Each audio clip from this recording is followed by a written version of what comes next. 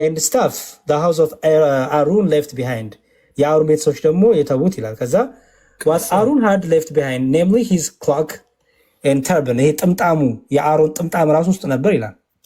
እሺ እና ይሄ ሁሉ ይዘው ከመላእክቱ ወረዱ ነው የሚለው። እንግዲህ እንዲያውም ኢብኑ ከቲርን ብታነብ ደግሞ በጣም ብዙ እያደረገ ደግሞ እሱ ጭራሽ ድል ሲያረጉ ነበር። ያን ይዘው ወጥተው ያን ተሸክመው ይዘው እየወጡ ድል ያረጉ ነበር። ጦርነት ያሸንፉ ነበር። ጣሉት ንጉስ ለመሆኑ ምልክት እንዲሆን ብሎ ነው አይደለም የሰጣቸው። ንጉስ ለመሆኑ ብቻ አይደለም በጣሉት በዛ በንግስናው ጊዜ ማንም እንዳያሸንፈው ኃይል ሰላም የሚሆን ነው። ይሄ ለንግስናው ምልክት ብቻ አይደለም እኮ አልኩህ ወንድሜ።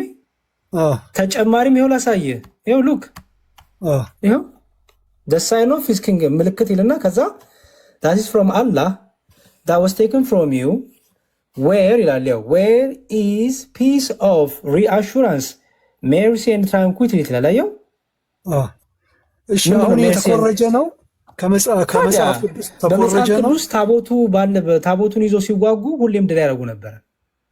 ይኸውልህ ምን መሰለ አሁን ቁርአን ሲመጣ አላህ Subhanahu Wa Ta'ala ነብዩ መሐመድ ሲሰጣቸው የተለያየ ታሪክ ያነሳላቸው ነበረ። በአብርሃም ጊዜ ነበረውን እኔ እኮ እሱን አይደለም እኮ ገስጽ። እኔ ጥያቄ ስማኝ ገስጽ። እናንተ ለምሳሌ ስዕል አትቀበሉም። ታቦቱ ላይ ደግሞ ስዕል ነበር ይላል። በሰው መልክ የተሰራ በወርቅ ያለው የመጣበት እሱ ነው ወይስ ተኮረጀ የሚለውን? ተኮረጀ የሚለውን እያሳየሁ ነው። ሁለቱንም እኮ አንተ አሁን በእስልምናው ስዕል አይቻልም ትለኛለህ። ስዕሉ አይቻልም፣ በእስልምና አይፈቀድም። ነብዩ መሐመድ ከልክለዋል ሰለላሁ ዐለይሂ ወሰለም። ታቦቱ ላይ ታዲያ ስዕል ማን ይሳለው? ግን መኮረጁ የሚባለው መኮረጁ በሚለው አላህ ታቦቱ ላይ ስዕል ይሳለው ማን ነው? ገስጽ ታቦቱ ላይ ስዕል ይሳለው ማን ነው? እኔን አየዋለሁ ኢንሻአላህ ጠይቃለሁ። በቃ ታዲያ በደንብ ወይ ኢንፎርሜሽን ሰብስበናና ነው። አሁን እኮ ከተዋገድክ ይጠይቃለሁ። ስዕል መኖሩን እስካሁን አላውቅም። ተፍሲር ላይ አሁን እኔ አላየሁትም፣ አየዋለሁ ኢንሻአላህ። አሁን ግን ዋናው እንትን ይሄ ምንድን ነው ተኮረጀ የሚለው ለሚለው መልሰት አላህ Subhanahu Wa Ta'ala ታሪክ ያነሳል። ከተለያዩ ከአብርሃምም ከይስሐቅም ከያዕቆብም ታሪኩ ትክክል አይደለም ነው የምልህ። የተለያየ ነገር ያመጣ ታሪኩ ይናገራል። ተኮረጀ ማለት አንችልም ለማለት ፈልጌ። ስማኝ ቆይ ታሪኩ ሲጀመር ነው የሚለን። ስማኝ ቆይ ገስጽ። ኧረ ስማ ታሪኩ ውሸት ነው እያልኩ እኮ ነው። አላህ ውሸት ዋሽቷል። ምክንያቱም ታቦት ከሰማይ አልወረደም። በአይሁድ ታሪክ ሱብሃንአላህ አንዴ ስማኝ ቆይ ምንም ሱብሃንአላህ አይደለም። በህይወት እኮ አሉ እኮ ተውራ እኮ መጽሐፍ አለ እኮ ነው። ቶራ መጽሐፍ ላይ እኮ ከሰማይ ወረደ ታቦት አይልም። ምን ሆናል? ከሰማይ የወረደ ታቦት የለም ሲጀመር። ሙሴ ነው እንጂ የሰራው ያንን ታቦት በእጁ ቀርጾ ቀጥቅጦ የሰራው ከዛ ከወይራ እንጨት የሰራው ሙሴ ነው እንጂ ከሰማይ የወረደ ታቦት የለም። እስልምናው ደግሞ አላህ ከሰማይ ወረደ ያለው እኔ ደግሞ ውሸት ነው እያልኩ ነው። ምክንያቱም በአይሁድ ታሪክ የእናንተ ይሁን ውሸት የኛ ይሁን ውሸት እሱ አላህ የቂያማ ቀን ይወስነዋል። ኖ የቂያማ ቀን የምጠብቀው ነው በህይወት ያሉ የአይሁድ መጽሐፍ ምንድነው መሰለህ መጽሐፉ አሁን እዚህ ላይ የዚህን እንትን አንተም መሬት ላይ ነው እኛ ከሰማይ መጣ ይላል። ሁለቱ ልዩነት አለው። የፍርድ ቀን አጥናና ላበቃ ገስጽ። አሁን የሚሻለው አንዴ ቆይ ስማኝ። የቂያማ ቀን ከምጠብቅ አንተም አጥና። ምክንያቱም የቂያማ ቀን ይሄን ለማወቅ የቂያማ ቀን መጠበቅ የለብህ ማንበብ ነው የሚጠበቅብህ። ታሪክን ማገላበጥ ቶራ አይሁዶች በህይወት አሉ። ዛሬ አይሁድ ሄደ እስራኤል ሀገር ስለ ታቦት ንገሩ ብትላቸው የሚነግሩ ከሰማይ ወረደ ታቦት የለም ብለው ነው የሚነግሩ። በታሪካቸውም የለም፣ በዶክመንታቸውም የለም። በአንድም የአይሁድ መጽሐፍ ላይ ከሰማይ የወረደ ታቦት የለም ፔሪድ። እሺ በሰይጣንና በጂን መካከል ምን ልዩነት አለ በክርስትና? ሲን ደግሞ አስረዳኝ እስቲ። ሰይጣን፣ ጂን፣ መላኢካ፣ ሰው፣ ጂን፣ ሰይጣን ምን ልዩነቶችንና ተመሳሳይነታቸውን እስቲ ታቦቱን ጨረስን። እሺ በቃ እሱን ሌላ ጊዜ ደግሞ እስቲ በደንብ አይቼ ኢንሻአላህ። አዎ ልክ ነው። የተሟላ ያስፈልጋል። ተርጉምልኝ ምን እያልክ ነው? ለምሳሌ የመላእክት በመጽሐፍ ቅዱስ ርኩሳን መላእክት አሉ፣ ቅዱሳን መላእክት አሉ። ርኩሳን መላእክት አሉ፣ ርኩሳን መላእክት ምላቸው ሳጥናኤል እና ለእሱ የሰገዱ እሱን የተባበሩ ሁሉ ርኩሳን መላእክት ይባላሉ። አጋንንቶች ጂኒም በላቸው ሰይጣንም በላቸው ዲያብሎስም በላቸው የተረገሙ ርኩሳን መላእክት የጨለማው መልአክ ይባላሉ። ቅዱሳን መላእክት ደግሞ እንደነ ገብርኤል እንደነ ሚካኤል ያለው ሌላው በሰራዊተ መላእክት በሰማይ ያለ በእግዚአብሔር ፊት ዕለት ዕለት በአገልግሎት በአምልኮ የሚተጉ እነዚህ ደግሞ ቅዱሳን መላእክት ሰዎችን የሚያግዙ የሚረዱ ከእግዚአብሔር ዘንድ ተልከው ምሕረትን፣ ደስታን፣ ብስራትን የሚናገሩ ከእግዚአብሔርን ተልኮ ደግሞ ለቅጣት ደግሞ የሚላኩ ናቸው። በተረፈ ሰይጣንም በለው ጂኒም በለው አጋንንትም በለው ዲያብሎስም በለው ሳጥናኤልም በለው ይሄ የወደቀው መልአክ የተዋረደው መልአክ እርኩሳት መናፍስት ወይም እርኩስ መንፈስ ይባላል ማለት ነው። እሺ ቀሳውስት ጂን ሲያወጡ የታመሙ ሰዎችን ጂን ነህ ወይስ ሰይጣን ነህ ብለው ለምን ይጠይቃሉ? ጂኒ ነው ብለው ጠይቆ አያውቁም። ጂን ነህ ወይስ ሰይጣን ነህ ይላሉ። እኔ አጋጥሞኝ አያውቅም። ምን ለማለት ፈልገው እንደሆነ ወይ ላስረዳ። አጋንንት ነህ ጋኔን ነህ። ምክንያቱም የተለያየ አጋንንቶች ሰይጣን ይኸውልህ ስማኛ እንዴ ሰይጣን ሳጥናኤል አለቃቸው ነው። ለምሳሌ ሚካኤል የራሱ ነገዶች ሰራዊቶች አሉት። በመላእክት ላይ አለቃ ነው ሚካኤል። ሳጥናኤል ደግሞ በክብር እያለ መልአክ እያለ ሌሎች መላእክት አለቃ ነው። ስለዚህ ለእሱ የተገዙት እሱን ያዳመጡት ከእሱ ጋር ተጥለዋል። እነዚህ ርኩሳን መናፍስት ልዩ ልዩ ስራ በሰው ልጆች ላይ ያመጣሉ።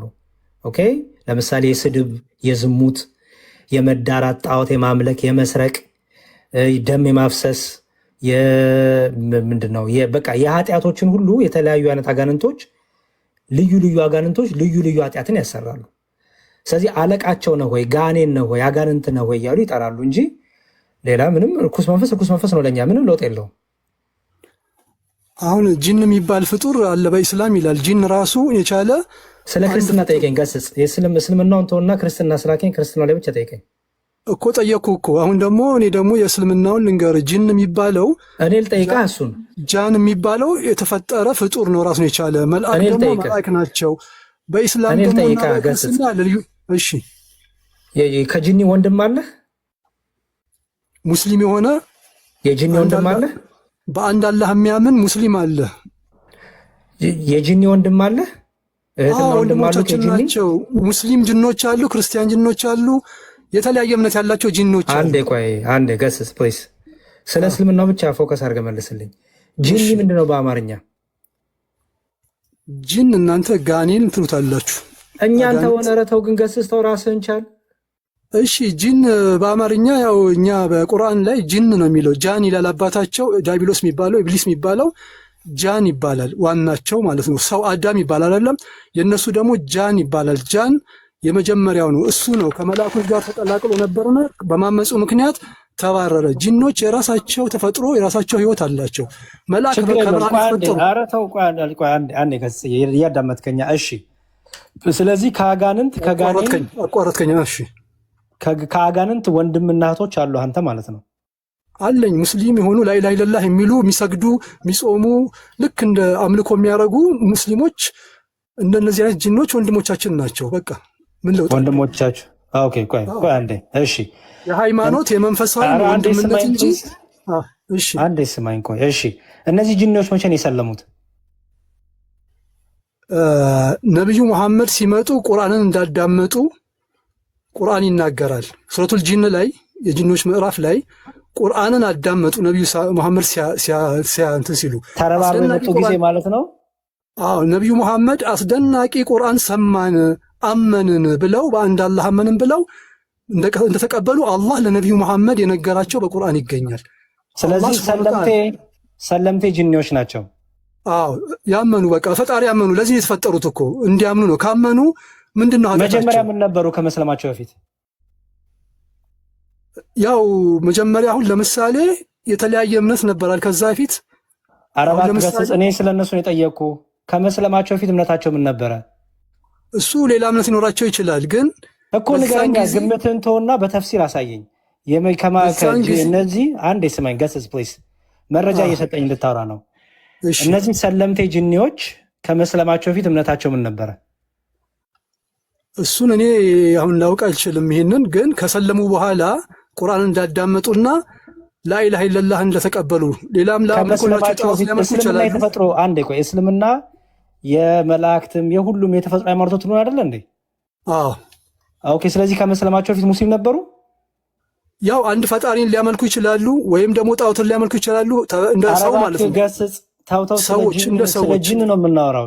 ጂኒዎች ጣዖት ያመልካሉ፣ ያመልካሉ፣ ጣዖት ያመልካሉ፣ ያስመልካሉ። ያና እነሱ አይደለም የጣዖት የጂኒዎች ጣዖት ምን ይባላል? ንገረኝ።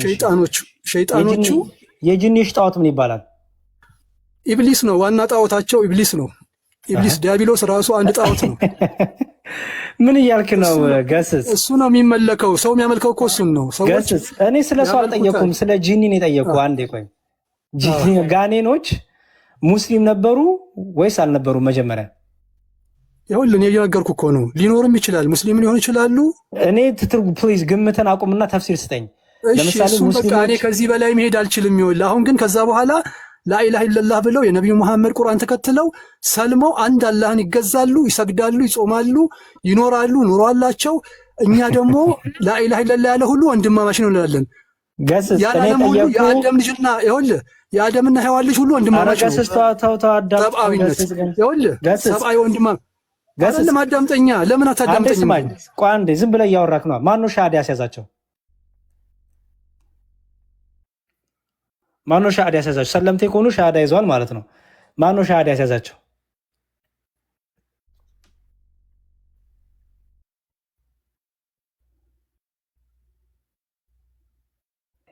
ይህን ሚት አድርጎ እያወራ ነው። ሚት ነክ እናንተ ናችሁ እኮ ሚት ታደርጉኝ። ለምንድን ነው የማታዳምጡት? ማዳመጥ አትፈልጉም። ማን ነው ያሰለማቸው? ሻሃዳ መች ነው ያዙት? ምን ብለው ያዙ? ይኸውልህ ቅዱስ ቁርአን ላይ እንደሚለው አመና ቢላህ ይላሉ። በአላህ አመንን፣ እሱ ተጋሪ እንደሌለው እናውቃለን። ሻሃዳ ማን ያስያዛቸው? ያ ሰላም፣ ምን አይነት ጥያቄ ነው የምትጠይቀኝ? በቃ አመኑ ሰለሙ አይደለም። አንዴ ለምሳሌ አንተ አምነህ ሻሃዳ ሳትይዝ ሙስሊም ትሆናለህ? አትሆንም። ሻሃዳ ትይዛለህ። በጣም ጥሩ። እሺ እነዚህ ጅኒዎች ሻሃዳ ሳይዙ ሙስሊም ሆነዋል እያልከኝ ነው? በቃ እኮ አንድ ሰው እኮ ካመነ ራሱ ላኢላሃ ኢለላህ መሐመድ ረሱሉላህ ካለ እሱ ውሸት ነው። ሰለመ ማለት ነው። እሱ ውሸት ነው። ላኢላሃ ኢለላህ መሐመድ ረሱሉላህ ሙስሊም ትሆናለህ። እሱ ውሸት ነው። እሱ ውሸት ነው። አንዴ ስማኝ። አንዴ ቆይ። ለምሳሌ በአላህ አምኛለሁ ብል ሙስሊም ሆናለሁ? በቃ ሰለምክ ገባህ። አይ መሐመድ ስም ሳልጠራ በአላህ አምኛለሁ ብል የመሐመድ ስም ሳልጠራ በመልክተኛውም ማመን አለብህ። አንዴ ስማኝ። በአላህ ብቻ አምኜ ሙስሊም ሆናለሁ? ሙስሊም ትችላለህ፣ ግን የተሟላ እስልምና አይደለም፣ ጎዶሎ ይሆናል። በአላህ ብቻ አምኜ በመሐመድ ሳላምን ሙስሊም ሆናለሁ ወይ? ሙሉ ሙስልምና የሚባለው ላኢላሃ ኢለላህ መሐመድ ረሱሉላህ ብለህ ሻሃዳ ስትይዝ። የጠየኩ ስነዶ የጠየኩ ትችላለህ ወይ ማትችልም በለኝ። በአላህ ብቻ አምኜ መሐመድን ግን አላምንም አልቀበልም ብዬ ሙስሊም ሆን ይችላል ወይስ አልችልም? አላህ የተሟላ ነገር ነው የሚፈልገው፣ ጎዶሎ ነገር አይቀበልም አልኩ። ስለዚህ ሙስሊም አልባልም፣ ሙስሊም ሆን አልችልም ማለት ነው። አዎ ሙሉ እስልምና ውስጥ መግባት አለብህ። እድኹሉ ፊ ሲልሚ ካፋ ብሏል። ስለዚህ እኮ መሐመድንና አላህን እኩል ሆኑ ማለት ነው። አይደለም። ላኢላሃ ኢለላህ ማለት ከአላህ በስተቀር አምልኮ የሚገባው የለም ነው። ሙሐመድ ረሱሉላህ ማለት ደግሞ የአላህ መልእክተኛ ባሪያ አገልጋይ ማለት ነው። አልፈልግም ካልኩስ እኔ በቃ እኔ እንዴት እኩል ይሆናል? በመሐመድ አላምንም። ቆይ ለምሳሌ በመሐመድ አላምንም፣ አላህ አይቀበለኝም። አይቀበልህም። በጣም አሁን አንተ አንዴ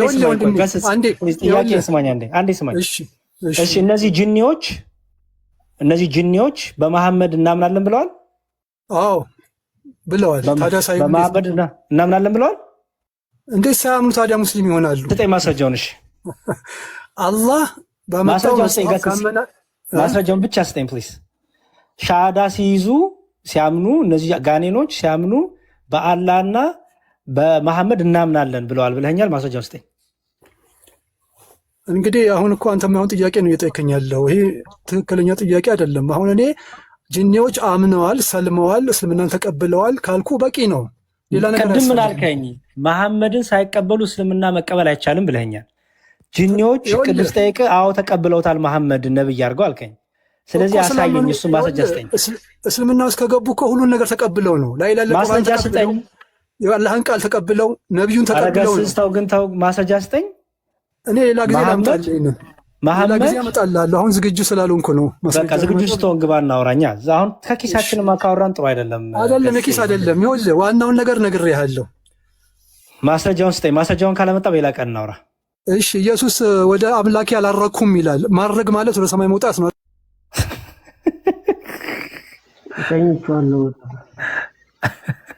አላረኩም ይላል። ምን ሆናል? እሺ በጣም ጥሩ እና በቃ ቀጥሉ እናንተ። እንዴ ይቅርታ በጣም እኔ ሌሊት ሆነብኝ፣ ሰዓቴም ሄደ። አሁን ስለ ጂኒ አውርቼ ጸሎት አድርጌ ጨርሼ ልተኛ ነበርኩ። ሰውዬ ጂኒ ምናምን ብዬ አሁን እንዴት ነው ነገሩ? በቃ እሺ ቀጥሉ። ቢኒ ካለ ቀጥሉ፣ ሌሎቻችሁ ቀጥሉ ፕሊዝ። እሺ ይቅርታ በጣም መዝሙር አንድ ጥያቄ ልጠይቅ። ከቤተ እምነት ነህ? አይ እኔ እንኳን ኦርቶዶክስ ነኝ። የት ቤተክርስቲያን ነው የምትሄደው? አሁን ያለሁት ኳታር ነው። እኔ ስላሴ ነው የምሄደው።